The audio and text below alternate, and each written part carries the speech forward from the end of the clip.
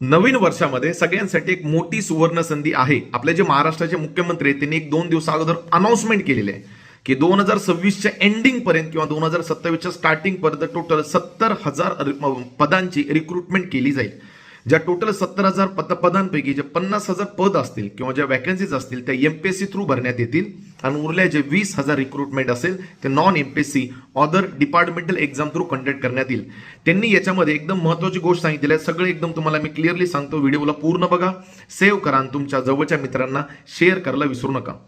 Instruction number 1, या ज्या 70,000 vacancy आहेत या प्रयत्न केला जाईल की याच वर्षी त्यांची रिक्रुटमेंट काढून सिलेक्शन प्रोसिजर करून त्यांना लवकरात लवकर जॉईन करता येईल. इन्स्ट्रक्शन नंबर 2 जी सगळ्यात महत्त्वाची आहे, सरळ त्यांनी मेन्शन केलेलं आहे की याच्यामध्ये मुलांना जस्टिस दिलं जाईल. जे मुलं मनापासून प्रिपरेशन करताय, कुठल्याच प्रकारचा याच्यात घोळ होणार नाहीये, डिले होणार नाही. म्हणजे रिक्रुटमेंटची ऍड आली लगेच ऑनलाईन फॉर्म भरून घेण्यात येतील. एक्झाम ऑनलाईन पद्धतीने कंडक्ट करण्यात येईल. लक्ष देऊ नका, एक्झाम ऑनलाईन पद्धतीनेच कंडक्ट करण्यात येईल कारण पेपर वर्क कमी करायचंय. लगेच रिझल्ट लावून डॉक्युमेंट व्हेरिफिकेशन करून स्पेसिफिक डिपार्टमेंटमध्ये मुलांना जॉईन करता येईल. इन्स्ट्रक्शन नंबर 3, या जे टोटल 70,000 पदं असतील ते फक्त एकाच सेक्टरमधून नसून प्रत्येक सेक्टरच्या वेगवेगळ्या फॉर्ममध्ये कंडक्ट करण्यात येतील, ज्याच्यामध्ये टेक्निकल पण आले आणि नॉन टेक्निकल पण आले. नंबर 4, आतापर्यंत कसं होत आलं की कुठल्या पण एक्झामचे फॉर्म वगैरे भरले ना, समजा 2,500 वॅकन्सीज आहेत तर कधी कधी काय व्हायचं 2300-2400 वॅकन्सी भरण्यात येते. 100 जे वॅकन्सीचा घोळ असायचा तो उघड होत नव्हता. पण आता तसं नाहीये. जेवढे पदांची रिक्त जागा असेल तेवढे पदं ॲज इट इज भरले जातील.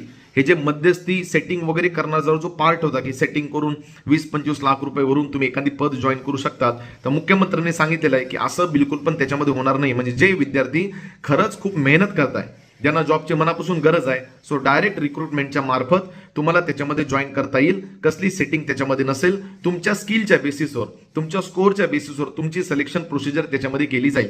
आणि सगळ्यात महत्त्वाची इन्स्ट्रक्शन जर तुम्ही जर प्रिपरेशन करत असाल एमपीएससीचं म्हणा किंवा कुठल्या पण टेक्निकल किंवा नॉन टेक्निकल एक्झाम, तुमचा बॅकग्राऊंड क्वालिफिकेशन काही असो, सो अभ्यास सुरू ठेवा. सरळ सरळ त्यांनी मेन्शन केलेलं आहे, अभ्यास बंद नका होऊ देऊ, अभ्यास कंटिन्यू ठेवा. यांच्यामध्ये मी पण तुम्हाला आता सांगतो त्यांचं सिलेक्शन होणार आहे ज्यांनी आतापर्यंत खूप सरळ पद्धतीने अभ्यास करत आलेले आहेत. टंगळ मंगळ याला जमणार नाहीये. सो तुम्ही जर प्लॅन बी कुठं सर्च करून ठेवलेला असेल तर थोडा त्याला पॉज द्या, वापस अभ्यासाकडे लागा, रीडिंग रूम वगैरे प्रॉपरली जॉईन करा, रिक्रुटमेंटचा वेट करा. 70,000 पदं हे काही कमी पदं नाहीत, खूप चांगले पद आहेत जे मनापासून तयारी करताय कुठल्या पण गव्हर्नमेंट जॉबचं स्वप्न पूर्ण करण्यासाठी.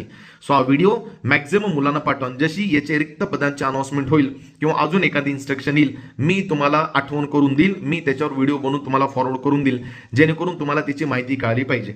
सेकंड थिंग इज दॅट, तुम्हाला याच्या बाबतीत काही क्युरी असेल कमेंटमध्ये मेन्शन करा, मी तिथल्या तिथं रिप्लाय द्यायचा तुम्हाला प्रयत्न करेल. अंडरस्टँड? धन्यवाद.